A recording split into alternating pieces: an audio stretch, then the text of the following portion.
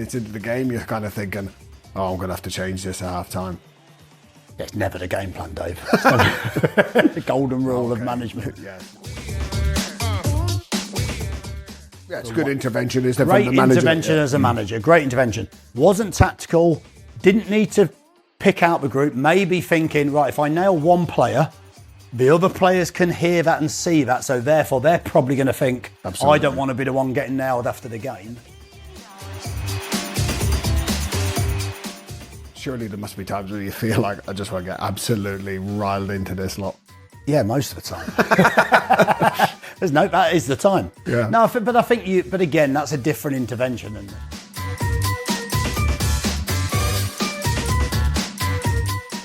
In my opinion, as a coach and a manager, they're actually the easiest interventions because they're obvious. Yeah. You know, if you're a good manager or a good coach, you should be able to see most of those things and be able to change one or two positions or make one or two substitutions and affect that quite simply. Or welcome, football fans, to Breaking Lines, the podcast that takes you behind the scenes of the beautiful game like never before. I'm Gary Rowett, former player and manager, joined by the insightful Dave Carolan, a man with his finger on the pulse of football's beating heart. Together, Dave and I bring you unrivaled insight, context, and a few stories from the trenches. Join us as we dissect the game, break down the plays, and explore the intricate dance between managers, players, fans, and the beautiful game itself. This is Breaking Lines, where the game is more than just a match. Gary, I want you to picture the scene. Half time, you're going down the tunnel into the dressing room. It's been a poor half. What are you thinking about when you're heading down the tunnel ahead of the players? You know they're traipsing off after you, and you've got to strategize what you're going to say in the next few minutes. why did you have to start on poor half? Well, I thought I'd go for the abstract one we haven't really done before. Wow. God, there's so many things that go through your head, isn't there? I think it starts before half time in that sort of 15, well, maybe even before the game. I think before the game, you have scenarios around your current form, your current situation, your current position at that time of the season with your team. And, you know, you could be on a great run, you could be on a poor run. Let's just take one of those scenarios, for example. Let's go positive. Let's go on a good run then. Let's go on a good run. So you're on a good run. So you know you've got a lot of credit in the bank with the players, with the feeling around the place. And you know that's going to come to an end at some point, maybe. So you're going in at half time, you've performed poorly the first half, and you've maybe thought about that in that run. So in that run, you're thinking, what happens when we perform poorly? We had a great run of games. We've been really playing well. There's a real flow to the team and we've been getting loads of results. So how do you manage that? So you might have already started to think, it doesn't sound, you don't want that to be a self-fulfilling prophecy, but you'd never portray that with the players or the staff. But at the same time, internally, you'd have thought about, okay, how might I play that situation if it comes up? So of course, then you get the first half performers. So I would say probably 10 to 15 minutes before halftime, you're starting to think about halftime. Okay, what do we need to do? Do we need to change something tactically? Do we need to say very little? Do we need to say a lot? Do I need to pick individuals? Do I need to talk just about the team? You know, is it just about what we need to do on the ball? Have we used the ball poorly?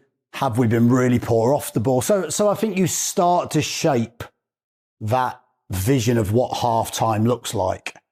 And I think that's how it starts. That's as early as that thought process starts, I would say.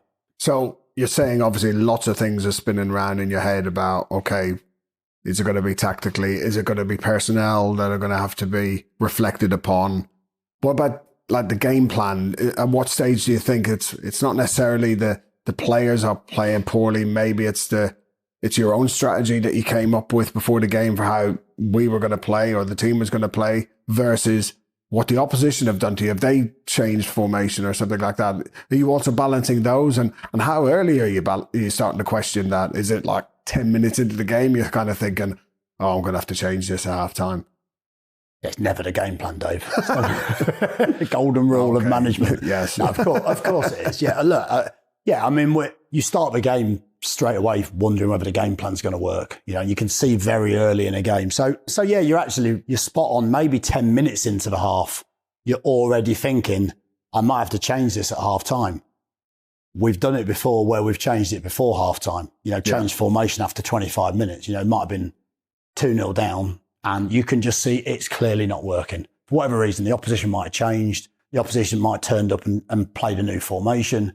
The opposition might have done something to negate your tactics, and it might have worked because there's two teams and you know, both managers are trying to get the upper hand tactically. So, or simply your team just might well not have performed very well. You know, we've seen that lots of times where you're on a good run and then you get an uncharacteristic half where they just haven't performed and it just hasn't gone well. So I think very early on in the half, you're starting to think about what does halftime look like. And then there's so many different ways of doing it. I mean, most of the time, I'll probably chat a little bit before halftime and sort of start to gauge a little bit of opinion off the key members of staff. You know, so I'll ask yourself, I'll ask one of the coaches, I might ask one of the analysts or whoever's in charge of that, of their thoughts and see if they sort of start to tally up a little bit. Now, often, the challenge of asking people is sometimes people might have a different opinion, and very, very often as a manager, you just get a feeling. You just get a feeling. So, you know, I don't know.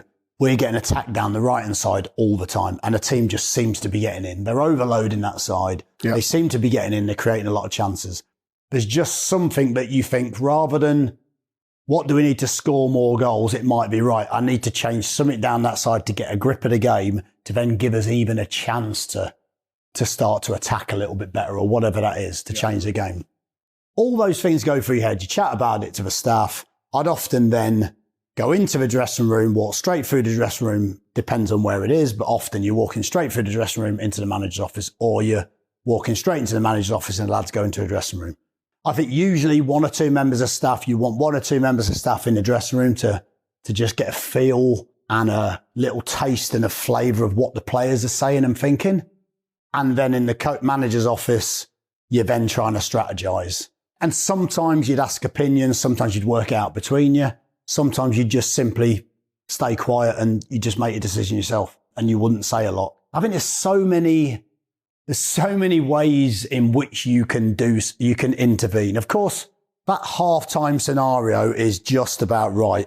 How can we change either something small, something big, lots of things, not many things, but in other words, we've got to change this first half. We've got to change the flow of the game. We've got to change the scoreline. Sometimes you could be 1-0 up and you still need to change something because you've got away with it. You might have had one attack scored. The players come in quite happy, yet you're unhappy. And then there's also that psychological part of halftime. You know, that is an opportunity to change something psychological. I've been in there with managers, as a player, I've been in there with managers where you could see. So when I first went on loan to Blackpool, so Sam Allardyce was the manager. I went on loan to Blackpool.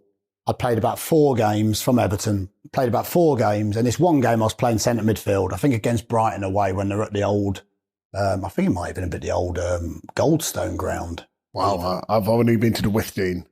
No, it was before then. Before then. Withdean was the athletics stadium. Right, the Goldstone ground was literally the old ground with one side of a pitch had about 5 steps and nothing behind. You know, it was one of those sort of... Not too good for stadium step running, that one. No, it wasn't a stadium step running. Please see previous episode, listeners. You'd have been well happy being an apprentice at the Goldstone ground. I can't remember what the main stand was. So it's half-time. Like. It's half-time. And I remember coming in thinking, I'd done okay there. It wasn't the best half, you know, but I think we might have been 1-0 down or whatever. And Sam basically walked in the dressing room and just hammered me. No one else, nothing else, really, no real other tactical instructions, hammered me. I'm talking like, is that the best you've got? Pathetic, blah, blah. And I'm sat there and I'm absolutely raging. I am raging.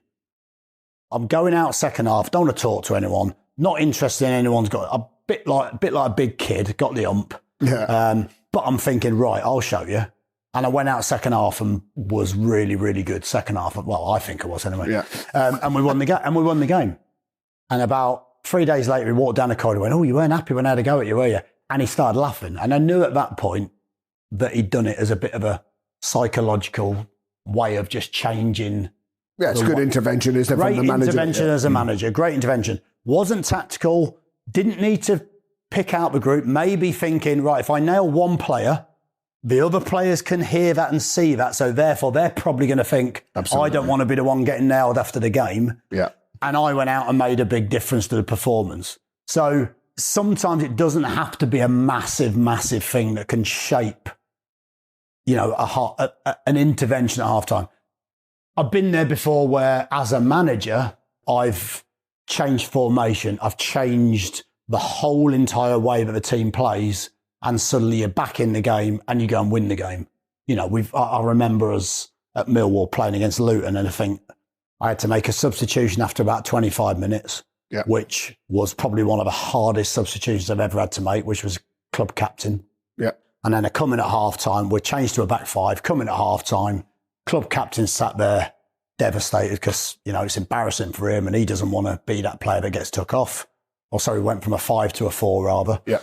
And all of a sudden, we've changed the whole shape, the whole way we're playing, and we end up winning the game, second half, and everything's hunky-dory and it looks like a great genius move. So you can go from a small thing that changes the whole course of a game, and you can go to a massive thing where you couldn't really change much more, and you change the course of a game. And it's just the feel of the moment, I think, and it's just good managers, or the very best managers just know exactly what's required at that given moment based on so many things. How would you quantify that? There's probably about 1,000 things that goes into that mix, and you've got to pick. And there's another dressing room who are also having to reflect on the half and thinking their manager's saying to their team, like, expect them to come out in the second half. They're going to have got a rocket.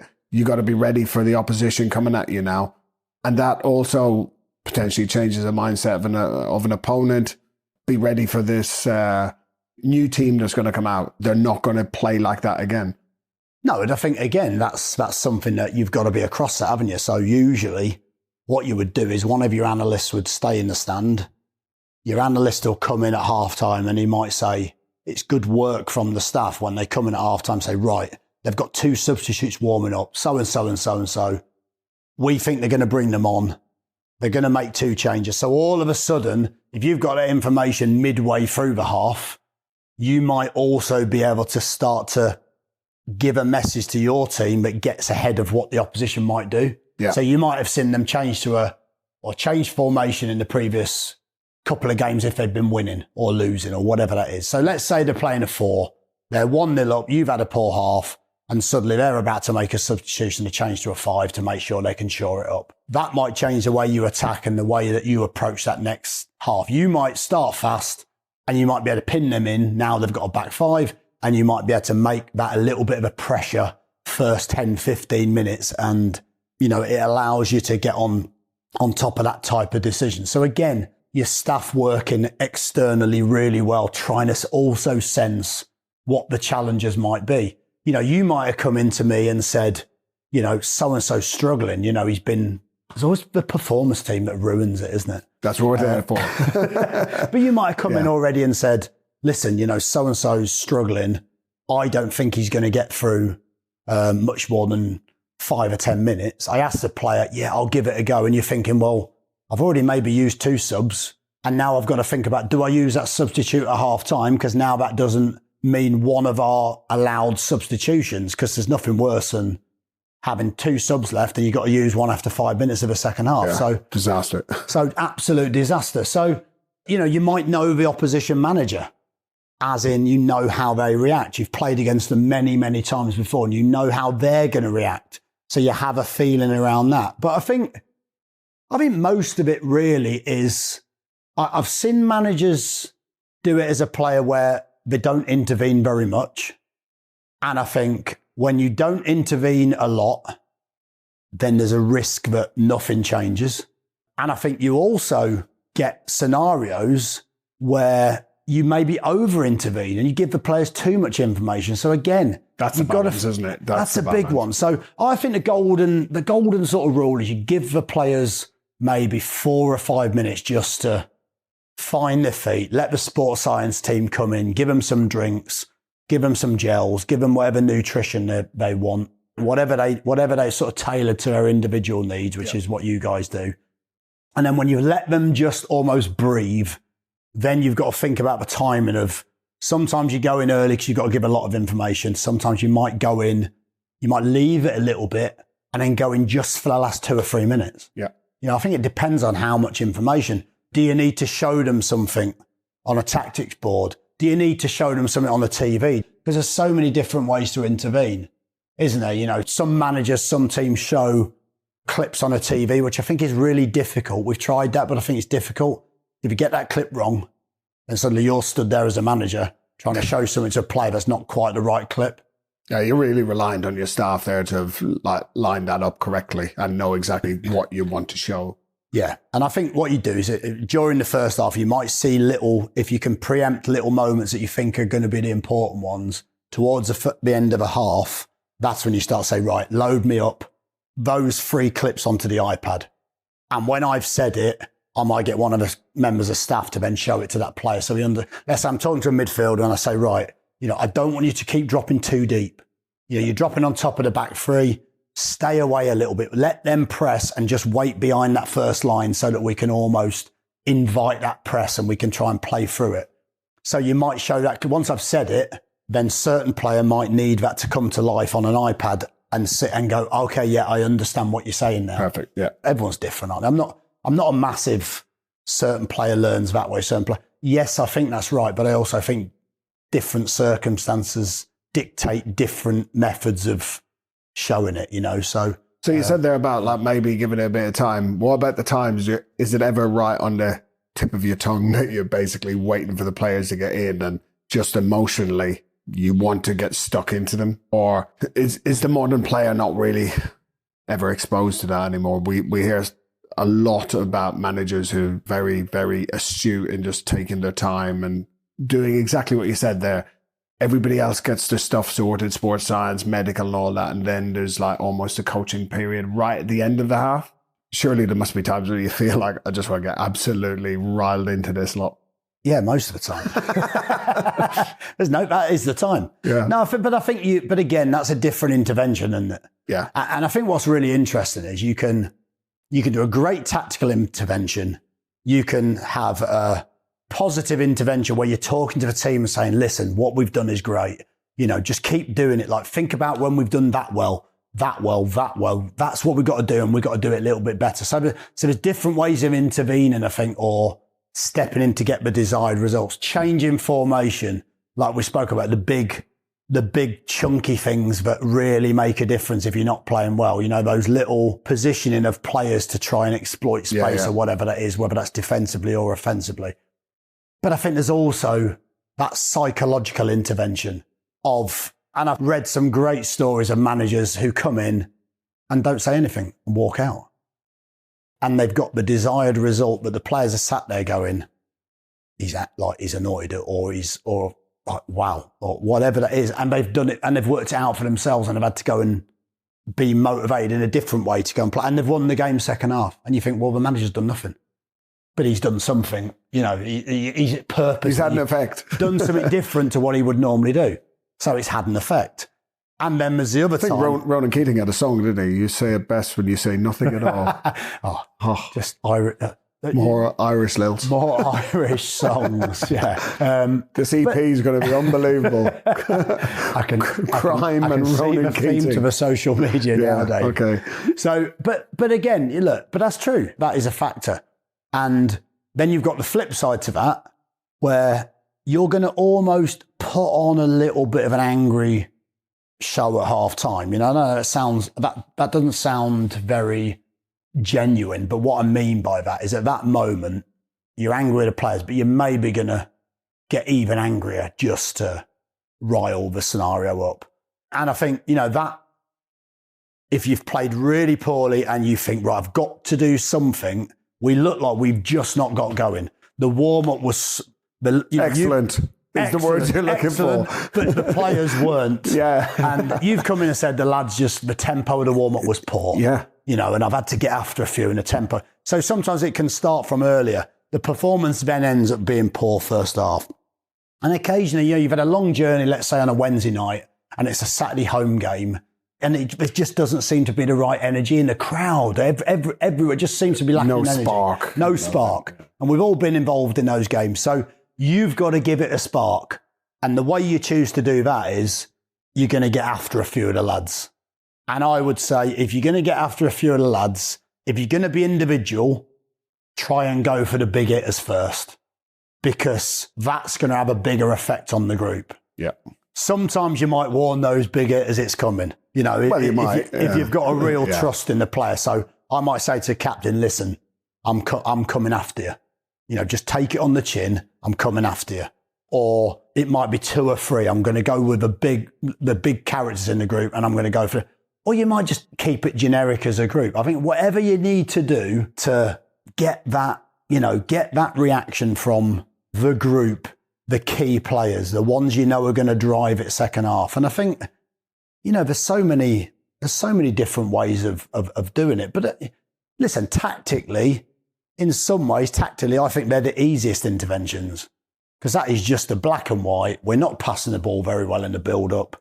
Where are the spaces? Are we moving the ball too slow between the lines, or are we not going back to front quickly enough? Are we not penetrating with passes enough and everything's just in front of the opposition?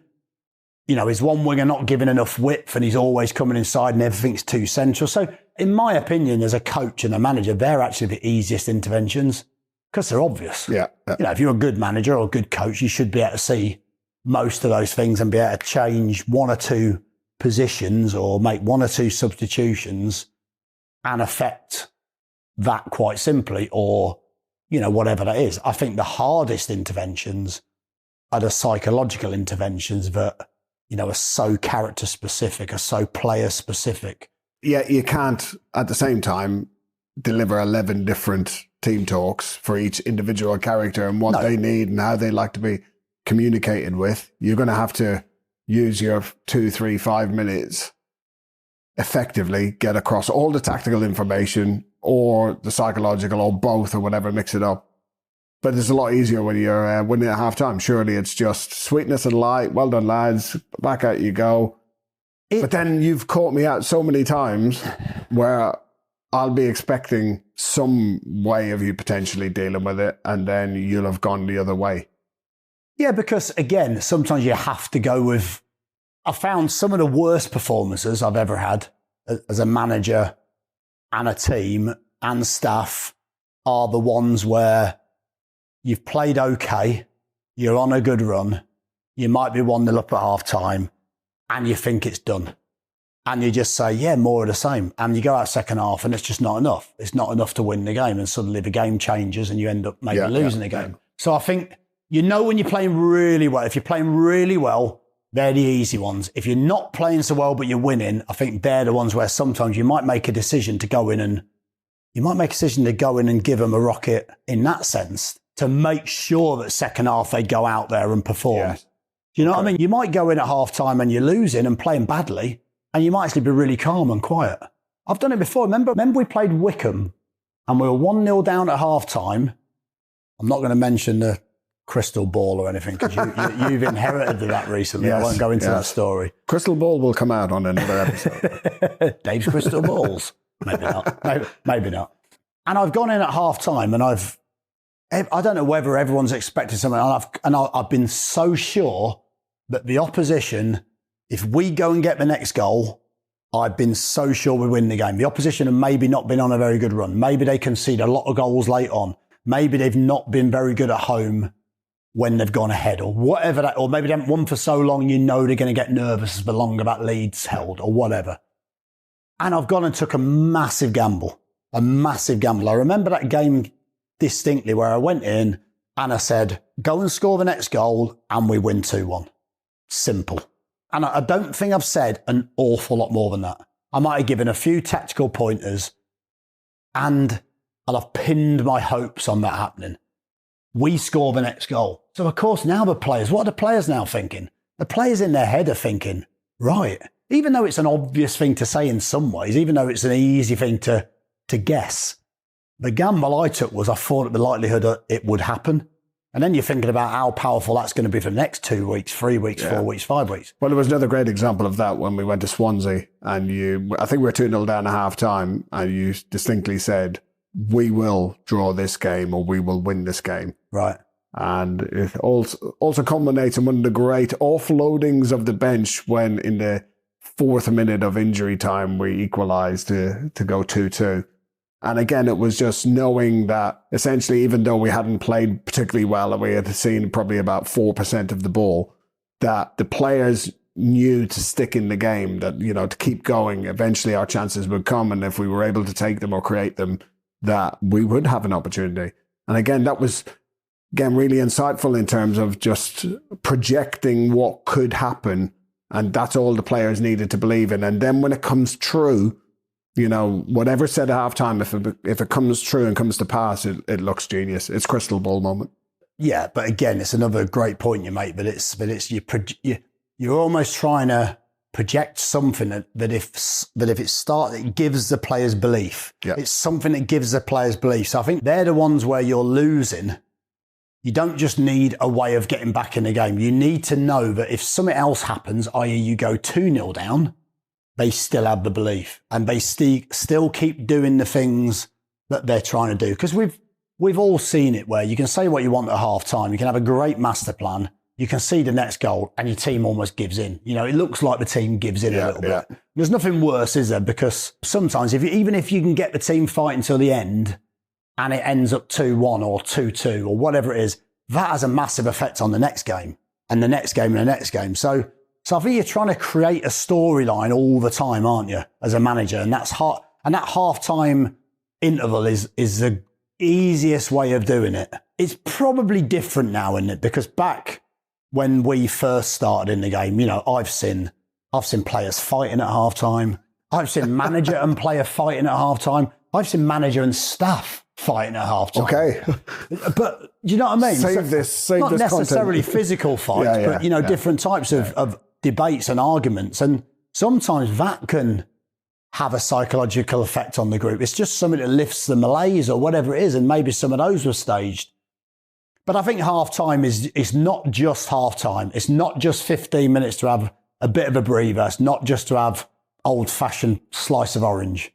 It's to psychologically and tactically affect the outcome of the second half and maybe the season also. And then the bell rings, and then you just hope that for the next 45 or 50 minutes, they actually do what they're told and don't just go off script. Yeah, how many times has that actually worked? All these ideas are great, but how many times have it actually worked in practice? Yeah, 5 minutes in the second half, we're looking at each other like, what are they doing? Anyway, half time. So there we have it. Another episode of Breaking Lines is in the can. We hope you enjoyed it. Half-time is such a tricky period for a head coach. Do you make tactical changes? Substitutions even? Do you need to change the mindset of the players? Maintain the status quo may work, but you have to also be prepared that the other coach may also make changes. In essence, it's often the strategy set out in the 5 minutes before the players leave that will affect the game. That is, if the players actually follow the instructions. Join us next time on Breaking Lines.